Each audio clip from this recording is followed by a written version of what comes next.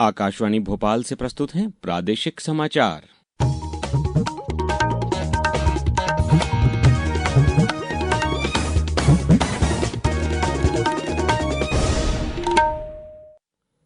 नमस्कार, समाचारों के साथ मैं अभिषेक कटियार। सबसे पहले इस बुलेटिन के मुख्य समाचार।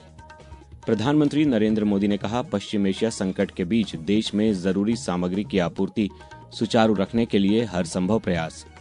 प्रदेश में शासन प्रशासन व्यवस्था को पारदर्शी बनाने और जवाबदेही बढ़ाने की दिशा में एआई की मदद ली जाएगी। प्रदेश के सरकारी कर्मचारियों और पेंशनरों के लिए 3% महंगाई भत्ते की वृद्धि को कैबिनेट की मंजूरी। मुख्यमंत्री डॉ मोहन यादव आज दतिया में किसान सम्मेलन में 62 करोड़ से अधिक के विकास कार्यों का भूमि पूजन एवं लोकार्पण करेंगे और प्रदेश में 26 मार्च से बारिश और आंधी का दौर शुरू होने का अनुमान। अब समाचार विस्तार से।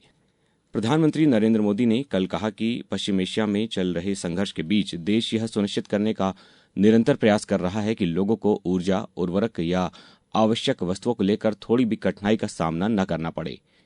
नई दिल्ली में कल एक सम्मेलन को संबोधित करते हुए श्री मोदी ने कहा कि भारत ने इस संकट के दौरान संबंध बनाने, निर्णय लेने और संकट प्रबंधन की अपनी उल्लेखनीय क्षमता प्रदर्शित की है। 28 फरवरी से वैश्विक स्तर पर उथल-पुथल मची हुई है, पर कठिन और प्रतिकूल परिस्थितियों में भी भारत अपनी प्रगति और विकास प्रतिबद्धता के साथ विश्वास के साथ आगे बढ़ रहा है। भारत हर आपदा का सामना करता हुए आगे बढ़ रहा है। इस समय युद्ध की परिस्थितियों में भी भारत की नीति और रणनीति देखकर दुनिया के अनेकों देश हैरान हैं। 28 फरवरी से दुनिया में जो उथल-पुथल मची है, भारत प्रगति के, विकास के, विश्वास के संकल्प के साथ आगे बढ़ रहा है।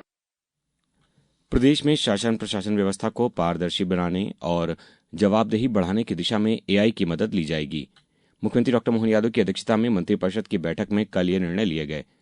कैबिनेट मंत्री चैतन्य कश्यप ने मंत्रिपरिषद के निर्णयों की जानकारी दी। मध्य प्रदेश के अंदर एक एआई मिशन हम प्रारंभ कर रहे हैं। एआई का उपयोग किन चीजों में हो और किसके अंदर हम प्राथमिक तौर पर आगे बढ़े, इसमें कृषि, स्वास्थ्य, पोषण एवं आपदा प्रबंधन में जोखिमों की पूर्व पहचान हम कैसे ले सके, इसके लिए एक स्टेट एआई मिशन प्रारंभ करने का निर्णय लिया गया और इसके माध्यम से हमें लगता है कि हम मध्य प्रदेश में डाटा का संकलन और उनके ऊपर एक प्रभावी नियंत्रण करने में हम सफल होंगे।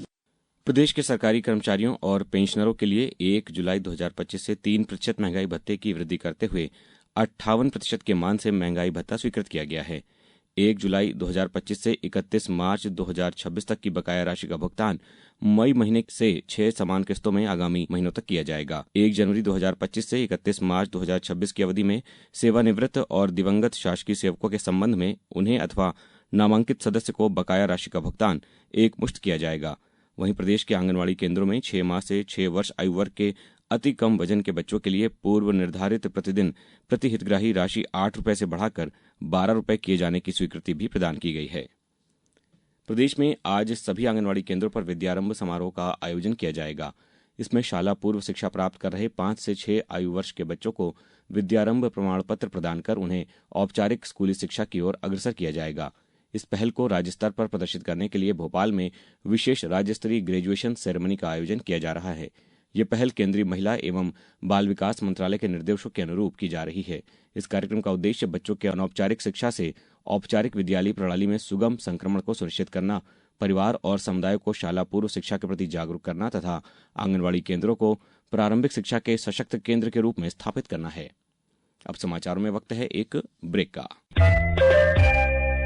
ये समाचार आप आकाशवाणी मध्य प्रदेश से सुन रहे हैं। ये समाचार बुलेटिन YouTube पर Madhya Pradesh news all India radio channel पर और Facebook के साथ ही X प्लेटफॉर्म पर AIR न्यूज भोपाल पेज पर सुने जा सकते हैं। इसके अलावा आप हमारी वेबसाइट newsonair.gov.in पर या न्यूज ऑन AIR ऐप पर भी समाचार सुन सकते हैं।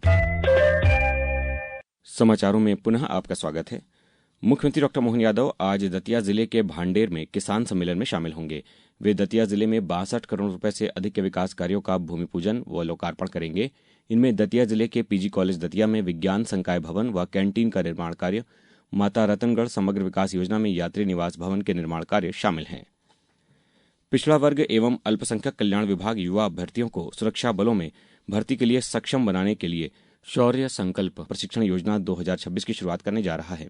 इसके जरिए युवाओं को गुणवत्तापूर्ण आवासीय प्रशिक्षण दिया जाएगा, जिसमें शारीरिक प्रशिक्षण के साथ साथ सामान्य ज्ञान, गणित, तर्क शक्ति, कंप्यूटर एवं अंग्रेजी जैसे विषयों का सैद्धांतिक प्रशिक्षण भी शामिल होगा। राज्य मंत्रिपरिषद ने कल इस योजना को मंजूरी दे दी है। पिछड़ा वर्ग एवं अल्पसंख्यक कल्याण मंत्री कृष्णा गौर ने कहा कि योजना के प्रारंभिक चरण में 40 प्रशिक्षण केंद्रों के जरिए 4000 युवाओं को प्रशिक्षण दिया जाएगा। योजना में महिला और पुरुष अभ्यर्थियों के लिए अलग अलग केंद्र संचालित किए जाएंगे। प्रशिक्षण की अवधि 45 दिन निर्धारित की गई है। चयनित अभ्यर्थियों को निःशुल्क आवास, भोजन एवं अध्ययन सामग्री उपलब्ध कराई जाएगी। इसके साथ ही पुरुष अभ्यर्थियों को 1000 रुपये तथा महिला अभ्यर्थियों को 1100 रुपये प्रतिमाह की दर से छात्रवृत्ति भी दी जाएगी। इस योजना के लिए न्यूनतम शैक्षणिक योग्यता 12वीं उत्तीर्ण निर्धारित की गई है।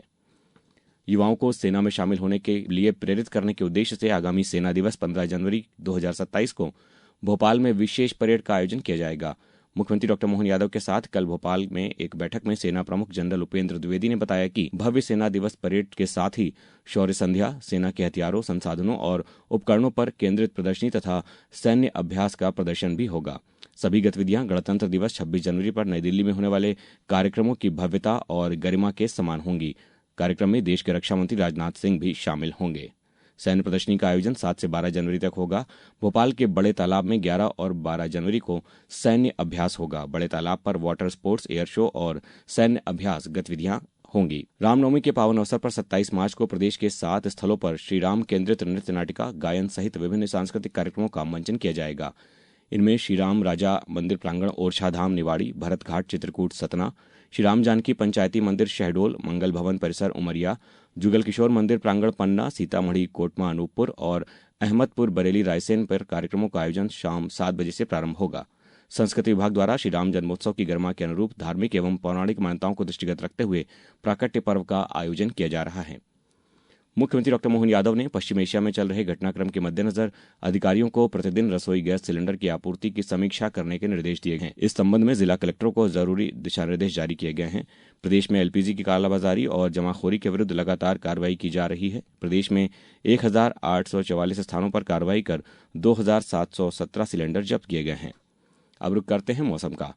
प्रदेश में मौसम एक बार फिर करवट लेने जा रहा है। मौसम विभाग के मुताबिक 26 मार्च से प्रदेश में बारिश और आंधी का दौर शुरू हो सकता है। इसका असर खासतौर पर पूर्वी मध्य प्रदेश के जबलपुर, रीवा, शहडोल और सागर संभाग के 20 से अधिक जिलों में देखने को मिलेगा। इससे पहले प्रदेश में अगले 3 दिनों तक गर्मी का असर तेज रहेगा। दिन के तापमान में 3 से 5 डिग्री सेल्सियस तक की बढ़ोतरी होने की संभावना है। अब कुछ समाचार संक्षेप में। खेलो इंडिया ट्राइबल गेम्स 2026 का आयोजन 25 मार्च से 3 अप्रैल तक छत्तीसगढ़ के विभिन्न शहरों में किया जा रहा है। इंदौर में शहीद दिवस के अवसर पर कल क्रांतिकारी भगत सिंह, सुखदेव और राजगुरु की स्मृति में पारंपरिक मशाल यात्रा का आयोजन किया गया। इसी श्रृंखला में धार और खंडवा में भी कार्यक्रमों का आयोजन किया गया। अशोकनगर में 26 मार्च को युवा संगम जिला स्तरीय रोजगार एवं स्वरोजगार मेले का आयोजन किया जाएगा और जलगंगा संवर्धन अभियान के अंतर्गत आगरमालवा जिले के सुसनेर में कल विद्यार्थियों ने जल संरक्षण का संकल्प लिया। अंत में मुख्य समाचार एक बार फिर। प्रधानमंत्री नरेंद्र मोदी ने कहा, पश्चिम एशिया संकट के बीच देश में जरूरी सामग्री की आपूर्ति सुचारू रखने के लिए हर संभव प्रयास। प्रदेश में शासन व्यवस्था को पारदर्शी बनाने और जवाबदेही बढ़ाने की दिशा में एआई की मदद ली जाएगी। प्रदेश के सरकारी कर्मचारियों और पेंशनरों के लिए 3% महंगाई भत्ते की वृद्धि को कैबिनेट की मंजूरी।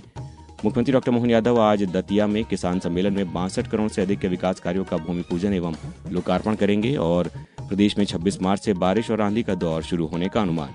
इस बुलेटिन में बस इतना ही। अगला बुलेटिन सुनिए दोपहर 2:10 पर। नमस्कार।